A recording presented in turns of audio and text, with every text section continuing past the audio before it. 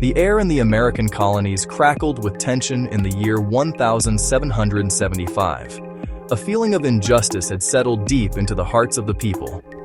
13 colonies, stretched along the vast Atlantic coast, were tied to a distant king, an ocean away in Great Britain. This king, George III, and his parliament imposed laws and taxes without a single colonial voice to speak for or against them. It was a matter of principle, a deep and abiding sense of being wronged. They were subjects, not citizens, and the distinction grew more painful with each passing day, with each new tax on paper, on glass, on tea. In parlors and in pubs, on street corners and in town squares, the talk was of rights. The right to have a say in their own governance, the right to not be taxed without representation. The whisperings grew into shouts. The spring of 1775 arrived, but it brought no peace. The British military governor of Massachusetts, General Thomas Gage, received orders to seize colonial munitions and arrest the leaders of the rebellion. On the night of April 18th, hundreds of British regulars began to march from Boston, their red coats a stark symbol of royal authority. Paul Revere, William Dawes, riders galloped through the countryside, their urgent cries of, "The British are coming," echoing through the dark. Waking farmers, waking militiamen from their beds. As the sun rose on April 19th, the column of British soldiers reached the small village green of Lexington.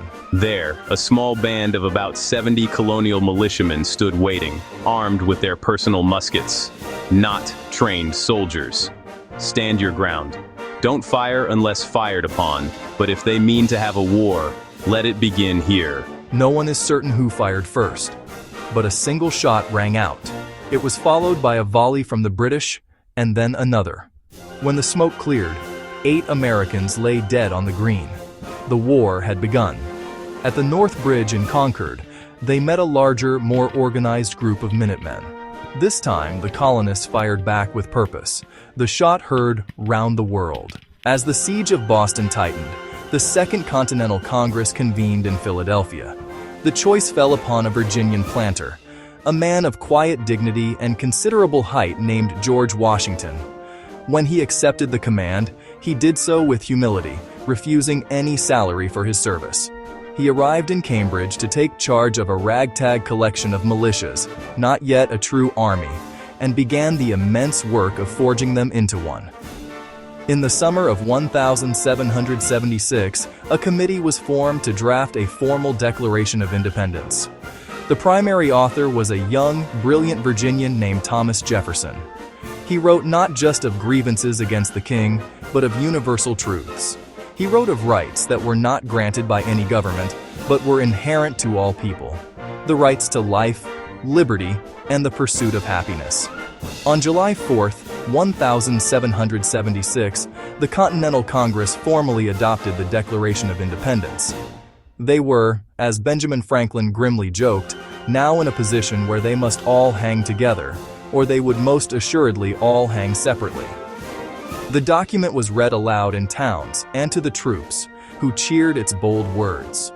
For General Washington, the Declaration provided a profound purpose, but it did not provide shoes, food, or ammunition for his struggling Continental Army. The years that followed were incredibly difficult. Yet, through it all, Washington's leadership never faltered. The American way of war was one of necessity: guerrilla tactics, quick strikes, and strategic retreats. The turning point came at the Battle of Saratoga. The victory was a diplomatic earthquake. It proved the fledgling United States could win. In 1778, France formally recognized the United States and signed a treaty of alliance. French money, soldiers, and, most critically, the powerful French Navy, were now committed to the American cause. In the autumn of 1781, Cornwallis found himself trapped in Yorktown. Washington marched south to lay siege by land, while a French fleet sailed into the Chesapeake Bay. The British Navy was driven off. Surrounded on all sides, the siege was relentless, with cannons pounding day and night. On October 19, 1781, the bombardment stopped. A lone British drummer boy beat for parley. Soon, the British laid down their arms. Bands said to have played "The World Turned Upside Down." In 1783, the Treaty of Paris was signed, and Great Britain formally recognized the independence of the United States, a new nation, carrying with it the radical and hopeful legacy of freedom.